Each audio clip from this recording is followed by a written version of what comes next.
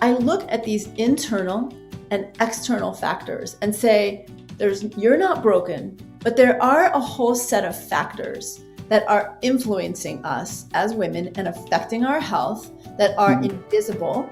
There's no blame, but you can start to take action. You can have agency over your health by peeling back the layers of the onion and say, well, is my diet supporting my optimal hormones? Hey friends, Dr. Motley here, co-host of the Dr. Josh Axe podcast. And today I have the privilege of talking to an expert in the world of women's health, women's medicine, hormones, basically ecology. I've studied her stuff, thyroid, adrenals. If you want to know about this stuff, you need to follow Dr. Aviva Romm. Dr. Aviva Romm, thank you so much for joining us here on the podcast. And we want to talk about all things women's health. Thank you so much. My absolute pleasure. I'm so excited to talk with you. Oh, it's such a privilege for me to meet you. There are many times, in the health industry, when you read books, like literally you keep books in your office, to study about thyroid and adrenals.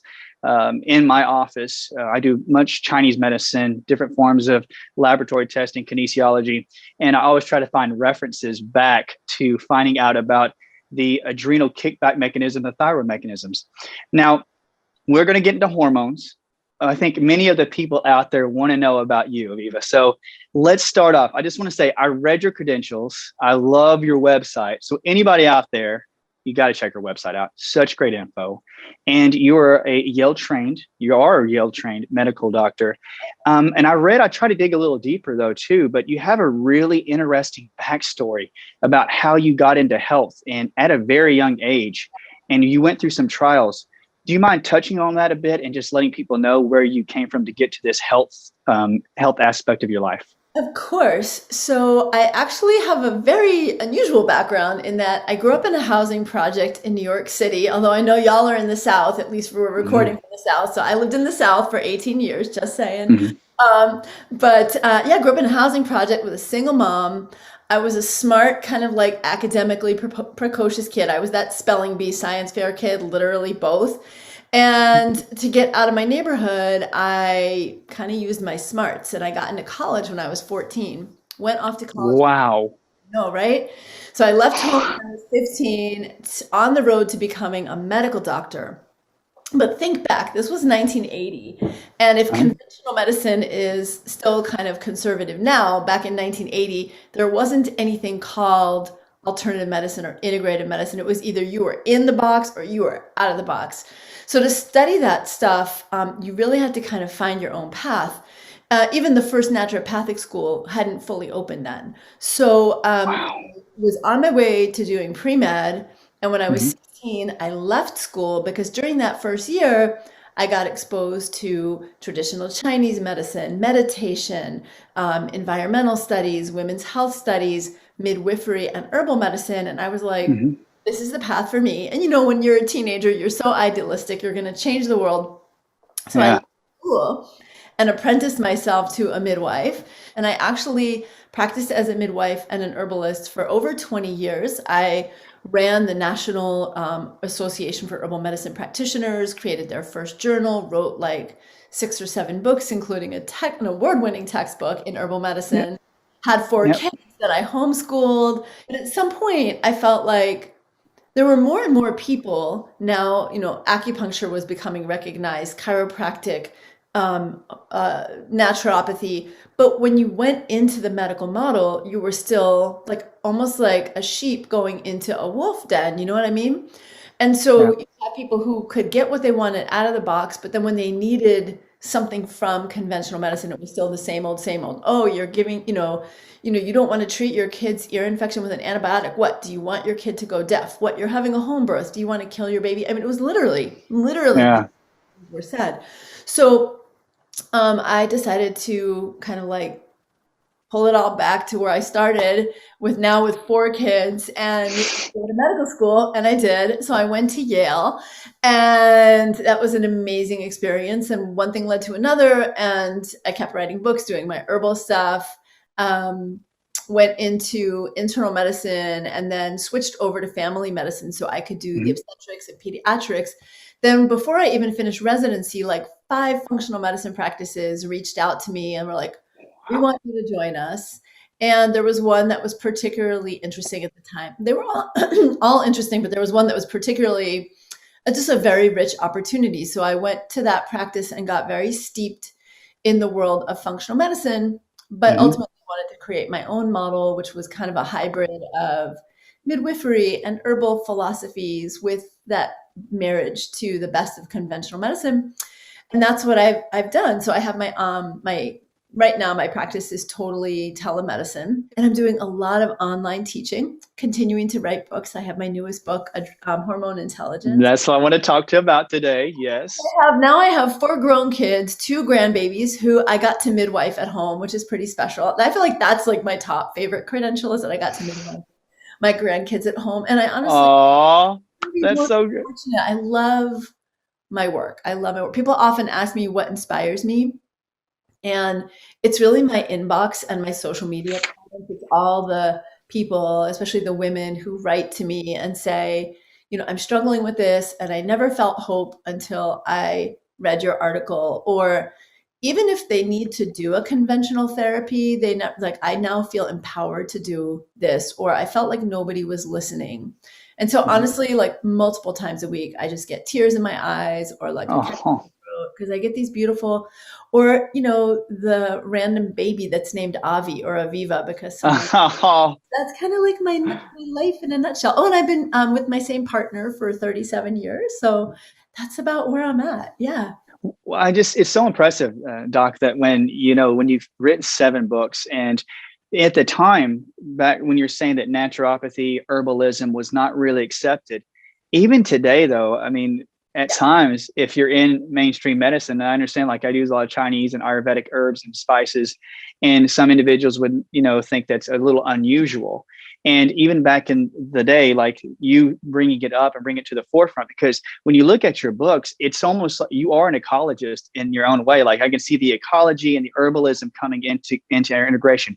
When you went to medical school and you went through that program, of course, it gave you, like, I don't say a heads up, like trying to put other people in the medical industry down. I'm saying, but it gave you a heads up when you started studying women's hormones, like which herbals and which spices could actually help this condition, along with like mainstream medicine. Did that come into your head when you were going through school? A lot of the times studying women's hormones. Interesting because part of why I picked Yale was because it's even though it's like a very conservative medical institution in one way, it's Hmm. also got there's a lot of open-mindedness. So all the professors and students, and I'm talking like professors who had won Nobel Prizes for their research, Wow.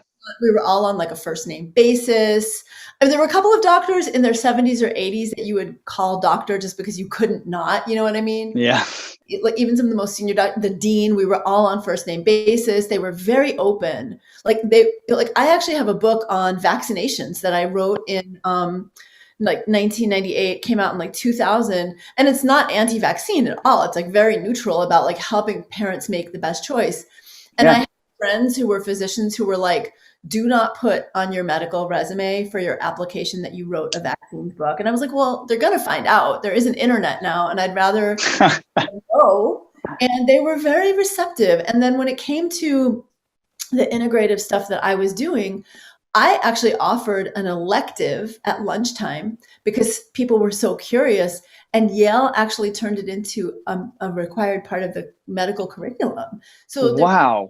yes, there was a huge receptivity to what I was doing. And I like to think of myself as that bridge, between the worlds. And part of being able to be in the medical model is being able to speak that language. So when I talk to a physician, it's about helping them be open minded and not judge people who are looking for something different. And at the same time, sometimes I have patients who have like a very serious medical condition and they're like, well, can I just take some vitamin C and do a cleanse? And I'm like, well, I mean, it's your body, but that's not what I would recommend. I really do think you need the antibiotic or the chemotherapy or whatever, and it helps them Hmm. to feel more comfortable. So yeah, for me, what happened was, I am always, like I said, I've been a science geek since I was a kid, but going to medical school was like these eureka moments. I'd Hmm. hear somebody talk about like a uterine astringent in herbal medicine. But then when I was in like a C-section and we'd add Pitocin in and somebody would say, yeah, that's for a boggy uterus.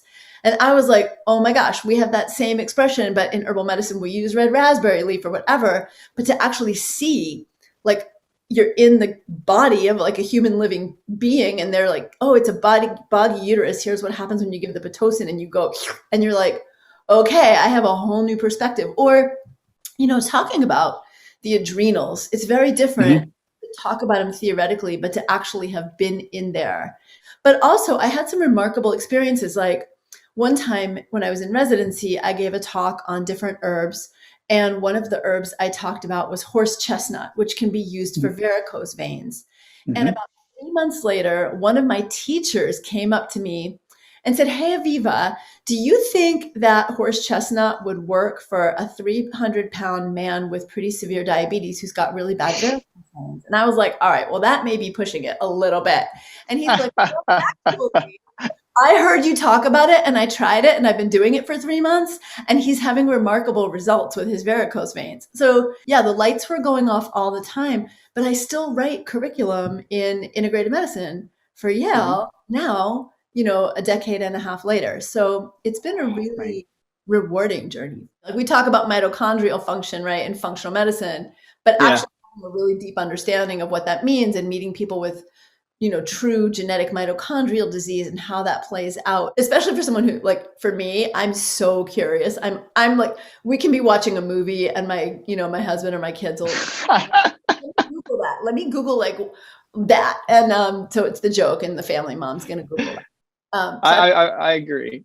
Like whenever you become, like I tell my friends, like when you become a nerd, a geek about what you love, the craziest thing is that when now my friends, if we're ever out and about, they'll ask me something about like, should I eat this? Now I'll preface it, and then I start to go into that realm where I'm like, well, genetically you could have some issues with this and this where you can't do that. And they just look at me like, what are you talking about right now? But I literally can. What? Yeah. So, I mean, I think that's the beauty of it. When people are, like you say, the virtual consults of streaming clinic, because people would see you and know that you have medical training. You can tie Eastern and Western herbalism together.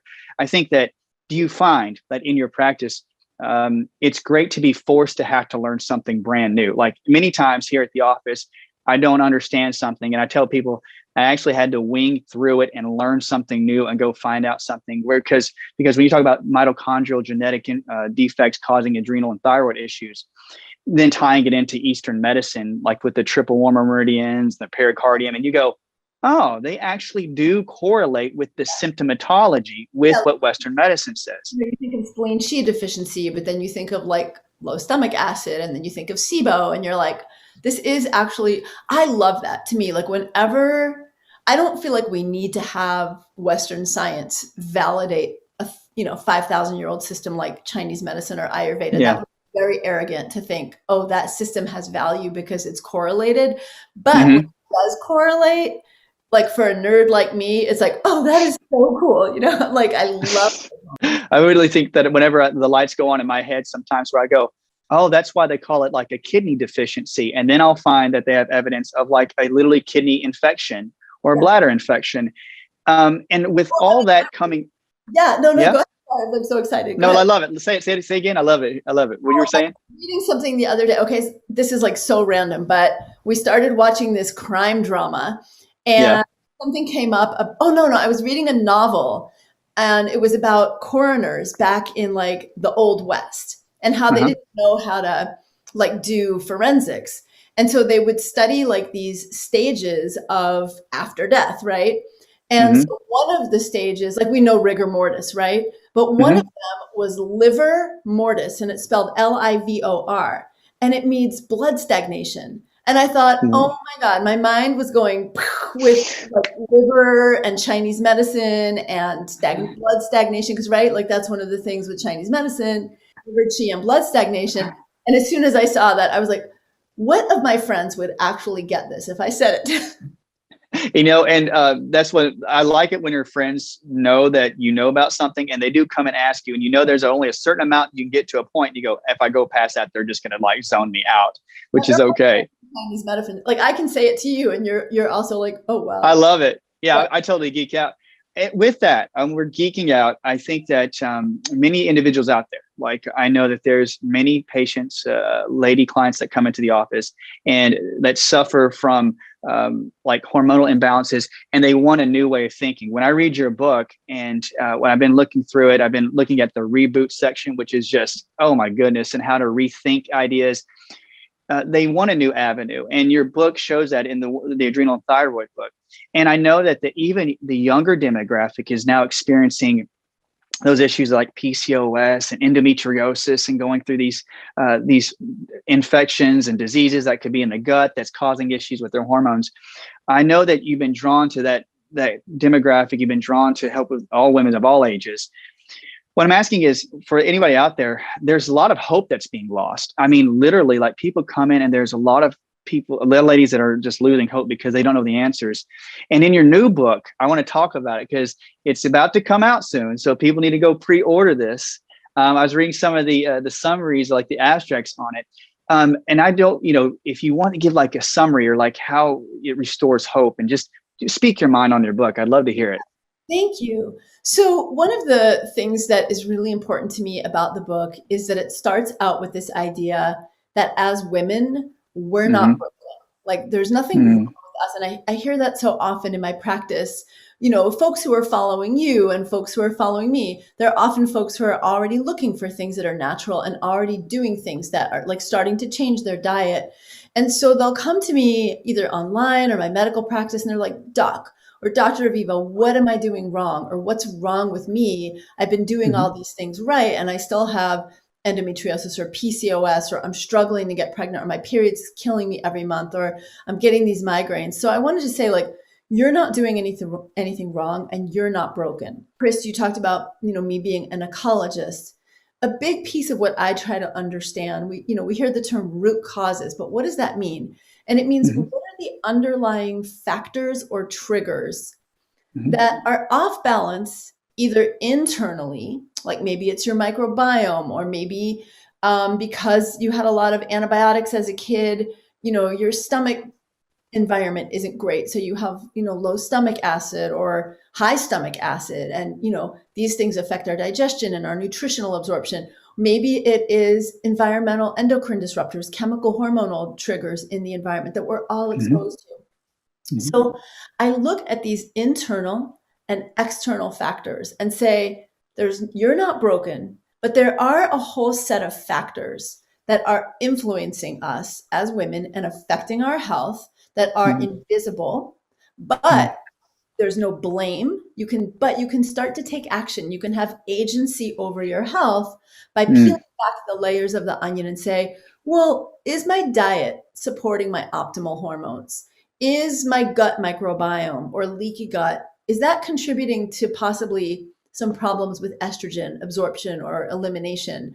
Am I under enough stress? Mostly the answer is usually yes. But am I under enough stress to actually be upsetting my hormone balance? Am I Mm-hmm. not getting enough sleep that it's causing my adrenals or my thyroid to affect my hormone balance? Is there chronic inflammation or something called oxidative stress that could be affecting me generally, or affecting my ovarian function and maybe whether I ovulate? And it's not just for women who have health problems. Like, this is a perfect book. I call it the Big Seven. If you're struggling with any period problems, PMS, anything related to your cycle, endometriosis, polycystic ovary syndrome, uterine fibroids, fertility, sexual health, or vaginal, chronic recurrent infections, or perimenopause. So it covers the whole life arc. But it's also not just about fixing problems. It's about, how do we stay well? How do we live in alignment with our own innate hormone intelligence? And I deeply Mm-hmm. that the core plan will like be such a reset for so many women. But I also know that sometimes people have pretty significant symptoms. So there's a whole section on targeted protocols for all those 7 big major areas. And 5 weeks of done for people recipes, so you can do the meal plan and like a full meal plan.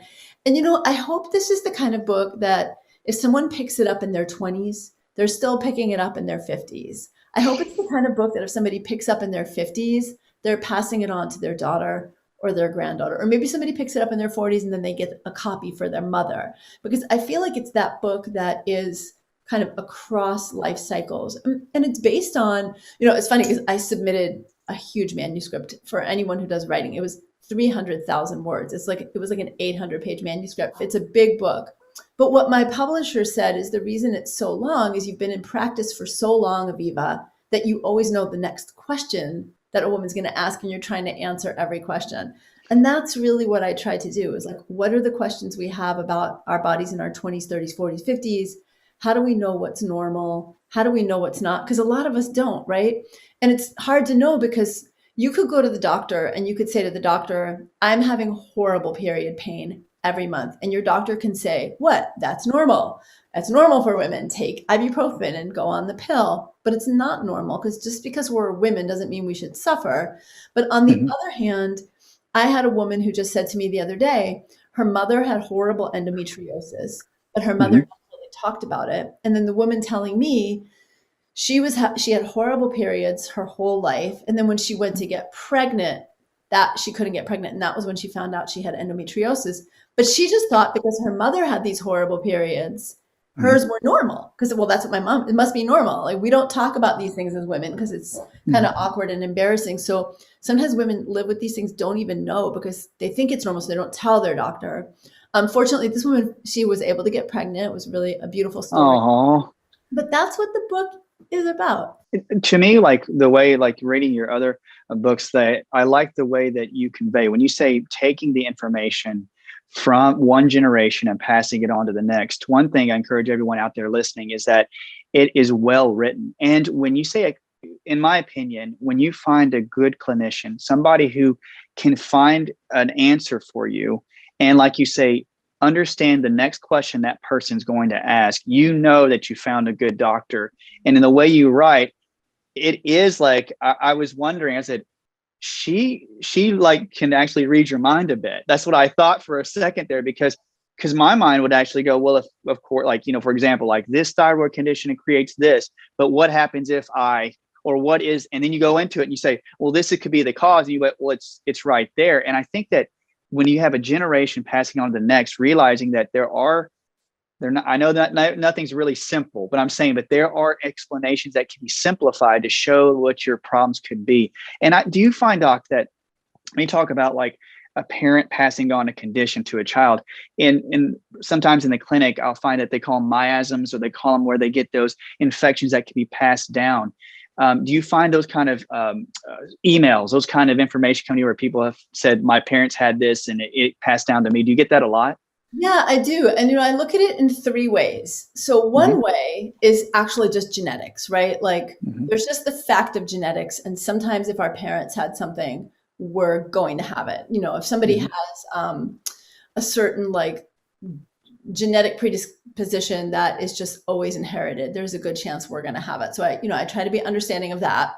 The second is habits, right? So if you grew up in a home where breakfast was sugary cereal and lunch was like peanut butter and jelly on white bread with, chocolate milk, and dinner was pasta and a dessert, and now you grew up on that diet. Let's say your parents are now diabetic, and now you already grew up on that diet. So you're almost preset to become diabetic, but also many of us continue what we learned at home. So just to give you one example, I had a patient who came to me. She was in her 50s, late 50s, and she had become pre-diabetic. But when we looked at her blood work from a year previously, she wasn't pre-diabetic. So I asked her what happened in that year. And she said, I never really thought about this, but my mom passed away. And my mom made us dessert every single night. We had brownies, we had ice cream, we had something, chocolate pudding, Jello with whipped cream every single night as a kid. And she said, as an adult, I didn't really eat those things. But when my mom died, it became my comfort food. So every night I started having a cookie or a brownie. And it was like, to me, that was really powerful because yes, there was a genetic predisposition, but she never had it until she picked up that habit. And then the other thing, and you probably have talked about this and teach about this and know about this, but is something called epigenetics.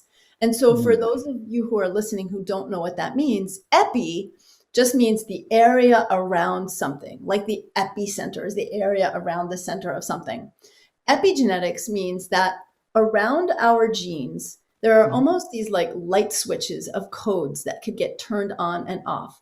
So let's say you have a gene for diabetes, but you eat a healthful diet, like no sugar, you keep your blood sugar really balanced, you exercise, you sleep well, all the protective things. That switch may never get flipped on. And so you may have the genetic predisposition, but it never gets turned on. But the good thing with epigenetics is sometimes, in fact, very often, we can either prevent that. Not only we know that 85% of chronic diseases we can prevent just by preventing that epigenetic switch from going on. And this is good, strong data from like New England Journal of Medicine, et cetera. Mm-hmm. But once that switch gets flipped on, a lot of times you can get it flipped off. Like in this patient, we were able to take the diet, change her diet back, get her exercising, reduce inflammation, and she never progressed onto diabetes. So we were able to flip that switch and flip it back off. So those are the three things, when you say these things that are passed down, you want to look for genetics and things that you can't escape sometimes. You want to look for the habits that got inherited, and are those habits the problem? Because sometimes we think it's the genetics, but it's actually we're just doing the same lifestyle. And then the third is those epigenetics. What can we change? And that's a lot of, even in this book, just because your mother has endometriosis or just because your sister has PCOS, you may now be predisposed, but we want to make sure that we're doing everything we can to prevent that switch from getting flipped on, or turn that switch back off if it has been flipped on, to realign with, not having those conditions. I truly love that you're talking about epigenetics. And I love that in the book that how you talk about with those epigenetic switches, how many times the emotional strain, like from somebody passing, a trauma coming into your life, switching on those flips. But I love how you were talking about where there is no guilt, no shame, not blaming yourself about what I did wrong. Did this not happen? But showing that in the book that you can have these switches, that can be a genetic, that could be epigenetic, and those things can be triggered, your habits, but having a clear explanation in the book and releasing some of that fear and that worry about people saying, did I do something wrong? Like, no, there are some factors you have to take into consideration. When you were writing the book, like you had 300,000 words. Is that what you said? I did. My publisher was like, I cannot publish a doorstop. So what are we going to take out? I will say this with your books, like there's one, especially like with herbalism for women. I went through there and I literally, guys, was like looking into it. And I went, I know nothing about herbs because it was so entailed and I loved it. And then I went over to the adrenal and thyroid book. And the one thing I thought was how you broke down not only like conditions, but I love the way that you would tell how each of the supplements actually would help with a hormonal condition. And that's one thing I look forward to in this book, because I think, do you find that many individuals out there, and I understand women out there that may not know their bodies as well, like simply knowing like, yeah, I ate this food, it could have caused this, but there's things like, if you take the right amount of B vitamins, if you take the right amount of chase tree or things of that sort, that this can actually break down a hormone, help it be recycled properly. Now, does the book go through, I assume it does, but does it go through like some supplements and herbals and things like that for these kind of conditions? In the core part of the book, there's a 6-week plan to address all these root causes, if you will, gut and sleep and stress. And so within that, there are protocols for each of those things. But I also know that if you're struggling with PMS, if you're struggling with period pain, endo, fertility, whatnot, hot flashes, you want answers now, right? You don't want to just let your diet and your gut get caught up with everything. And so there's a whole part of the book, which is also really cool, because when you look at the book, like from not the spine, but the other side of the book, it's actually like we did the pages differently. So it's a quick flip. It's like, looks like a stripe, and it's so cool. You open that section and you flip through, and there are very concise protocols. So like for the PMS one, let's just say, for example, it's bullet pointed, like here's what to do for your diet. Here's what to do for the mind body connection. Here's like the actual yoga or breathing meditation or whatever that's been shown to be helpful. So it like lists them out by like nutritional supplements and then herbal supplements. And then at the end of the book, to not make it so cumbersome, like to put the dose every single time, at the end of the book, there's a whole glossary of like, here's the herb, here's the nutritional supplement, here's like a quick bullet point of what it does and doesn't do, here's the dose, and here's like Mhm. what to look out for so that it, to know if there's a contraindication for you. So it's super easy, super accessible, and literally you can just scan through it. You can say, all right, I want to take, do this protocol and go online and get the supplements you need. And also it's like pick and choose, right? You don't have to take 12 supplements for your PMS or your problem. You could just say, all right, I put them in order, pick this one from this category, pick this one.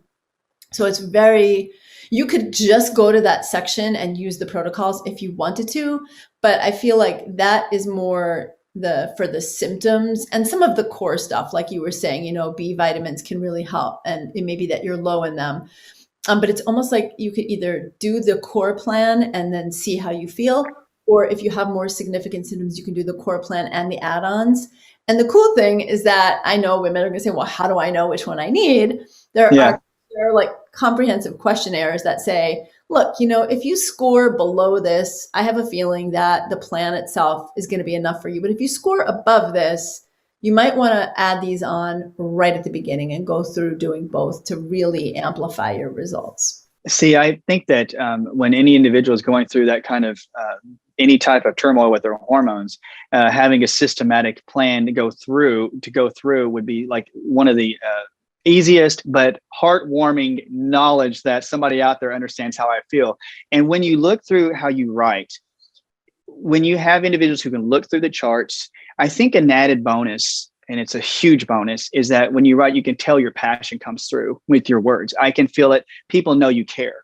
And I think that when you talk about the mind-body connection, about how the mind or how you view yourself can affect your hormones, really comes through. Just like even when I was reading the thyroid and adrenals, I know when you do your virtual consults, I can see now that the book, like I get excited about it, but how much of an influence is it when you write that you can understand how a woman feels emotionally about the hormonal shifts and the changes, and you've treated thousands of patients, and does that really weigh heavily? Do you I don't know how to ask this.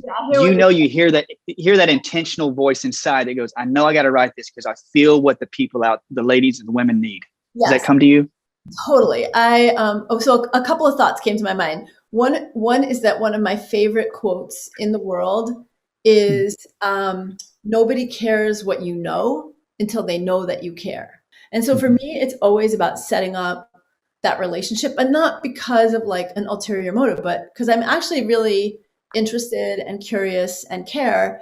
And if there's anything I want people to have, is just a renewed sense of hope. Like when I imagine people reading the book, I imagine their shoulders dropping, them exhaling, them like, okay, somebody's finally hearing me and somebody finally has my back and I'm not alone in this and I'm not abnormal. Like there's nothing wrong with me. And, I still answer my own emails. I check my own social media posts. I do my own Facebook groups. I read the comments because it's the voices of the women who ask me questions, who seek my help, who are healthy and wanting to know how to take care of themselves better, or who are really struggling and are looking for answers and also have a level of desperation because they've spent years trying to find answers. And now they don't even know, like, is there something wrong with me? Am I making this up? People keep telling me I'm fine, but I know I'm not. So I try to I try to like really feel from that place as I'm writing. And whenever I get too in my head about the writing, yes, there's the research and all of that, and that's important, but it's like, how am I going to communicate this in a way that isn't about what I know, but that someone knows that I care? Because I think when people know that I care, they also know that I'm going that extra yard to read the research and make sure that they're safe and make sure that I'm crossing my T's and dotting my I's and all of that, which I had to do several 100,000 times in that book, in the original. But I think that it's the voices of the women, it's the stories that every day wash over me. That it's like, even my publisher, he was like, I don't think we should include perimenopause in here because I just think it's going to be too much. And I was like, yeah, but half of American women are, going into perimenopause now. And what about the women who buy the book when they're in their 40s because they're struggling with something and now they're going into menopause? Like, I want this book to hold that space. Or they were like, well, I mean, you don't have to talk about this and you don't have to talk about this. And I said, well, actually I do, because if a woman is struggling with that, I kept going back to this, my publisher, like, yes, I actually do. Because if a woman is struggling with that, then she's also going to be asking this question, and I'm not going to leave her like unanswered. I mean, obviously you can't say everything in a book. So I have online courses and articles that are, also there for additional support, but it's always the women. And Always a woman. interestingly, like since I've been kind of getting out there about the book, I've had, like you, several really thoughtful, heartfelt men who have interviewed me. And a couple of times it's been a man whose partner was really struggling with something. And they have read the book and said, wow, I had no idea what she was really going through because I didn't realize how ignored this was. Or as I was helping her with her research, this question would come up and you're like, you answered it because it's almost like you knew what was going to come next. So, I think a lot of it is from my midwifery experience. Being a midwife is so different than being a physician. I mean, there's certainly amazing, wonderful, caring physicians, and I know so many, but being a midwife is really much more about listening to your person in front of you and really hearing what they want and need versus like that doctor mindset, which is I'm going to tell you what you want and need. I really appreciate in the book how, when you have to work with women in this hormonal area, patients that come in the office, I have many women patients, and I've had to learn over the years, like with their gut balance, with their emotions, really how to approach women in the sense like trying to hear what they're really saying to me. Now, the thing I love about the book is when you say it goes to all demographics and to like men as well. The one thing I loved about it, I'm reading it and you go into the real talking about hormonal imbalance, and you can feel the emotion with it, but also you go into this really cool, it's right for me saying nerd section where you'll talk about like, okay, this bacteria helps break down this estrogen. This bacteria helps with the thyroid. And I love that too. And I'm like, oh, I'm eating that up. And I'm like, but there's going to be demographics of women and men from every angle that's going to love every aspect of this, which I think that's one great thing about the book. It's like, you can put as many words and people are going to read it. And I'm just saying like, it's going to hit all these areas and hit their archetypes. Basically, it's going to hit their archetypes. I feel that I want to help people, not just, conventional medicine is basically like, I'm the doctor, I'm telling you to do this, you should trust me, and I'm not going to give you any explanation. Mm-hmm. And I feel like not everybody, I'm like, look, sometimes when we're sick, when we're tired, when we're struggling with something, we just want someone to tell us what to do. So if that's what you need, you get that in the book. And I say that like in the kind of more explanatory sections, look, if you don't want to read this, just skip to the here's what you do section. But for those people who want to go a little deeper, and just try to get a sense of like, why is this happening? What does this mean? I really wanted to provide that. Well, you did. And I will say that anybody out there that has any questions, and I say those with all seriousness, I love to refer books to my patients. And this is a book that I refer because not only do you speak with heart, and I'm not trying to blow up your head, really you can tell, because there's many times, when we're practitioners and, you're in it all day, I'm here all day at the office, literally, there's a certain respect you have for other practitioners that you can tell have been through the trenches, and you can tell that you've been that with women and with men, helping them out. And I appreciate that. So I want to ask you about the book release. I want to know about the date. I also want to know how people can contact you, because people are going to be wanting to be like virtually like talked with Aviva, Dr. Romm. And so can you just tell us when the book's going to come out, when this whole thing's going to happen? That'd be great. So the book comes out officially on June 8th, but it's already available for pre-order. And anyone who purchases the book, wherever you get it wherever you love getting books. If you can support a small local bookstore, all the better, but anywhere you love getting books, then head over to avivaromm.com /book, just the word book. And when you get to that page, you will be mind blown because there are some really big gifts that are there. So if you buy the book by June 8th and go to that page, you get my 28-day gut reset for free. And when you get into that, Oh you're yeah. holy moly, I cannot believe this is free. But I wanted to give people like a program that would get them started on a really important part of the book. And there are a few other special gifts, and there is going to be a really special live event that's happening on June 4th and 5th. In fact, the talk show host, Ricky Lake, she's going to be kicking it off to interview me about the book. And anytime you buy the book within the month of, and if anytime you buy the book between now and the end of June, even if you can't come to that live event, you get the replay. And if you want to hang out with me, once you're at that book page, you're in my website. So you can browse my website for free. There's tons of free content and guides and recipes and cool stuff. And then you can hang out with me over on Facebook at Aviva Romm MD or Instagram at Dr. Aviva Romm. That's where she's at, everyone. And I just want to say, like, it is, I always never want to interject or close things too quickly because I think you're a great person and you're really easy to talk to. And I really appreciate you coming and talking with us about the book about women hormones. And people out there, you guys know that she's an expert in this field. I love that she said avivaromm.com. When I went to her website, I just love how it just rhymed. And it's just that easiness to know that. Anyway, but again, so the whole CD, like, remember the whole CD-ROM thing? It was like, it was like, really? I've heard that one before. Everybody out there can see, and we can all tell about your passion. So guys, go to this event, sign up for it, go get her book and become her friend and look at her website. I will tell you what, there are probably 4 different websites I'll go to glean and look at information. And this is one of them. So really, truly, guys, check her out. Follow her, get a virtual consult. Thank you, Dr. Romm. We really appreciate it. I am so thankful. And we all send our love here from here in Nashville. And if you're ever in town, let us know and we'll show you the town. Thank you so much for having me and for this just wonderful conversation. So guys, check her out and we'll have you all in mind. We're sending you all good energies. Thank you for joining the Dr. Axe podcast. I'm your co-host, Dr. Chris Motley.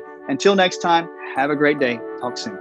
This podcast is for information purposes only. Statements and views expressed in this podcast are not medical advice and have not been evaluated by the Food and Drug Administration. Opinions of guests are their own, and this podcast does not endorse or accept responsibility for statements made by guests. In some cases, individuals on this podcast may have a direct or indirect financial interest in products or services referred to herein.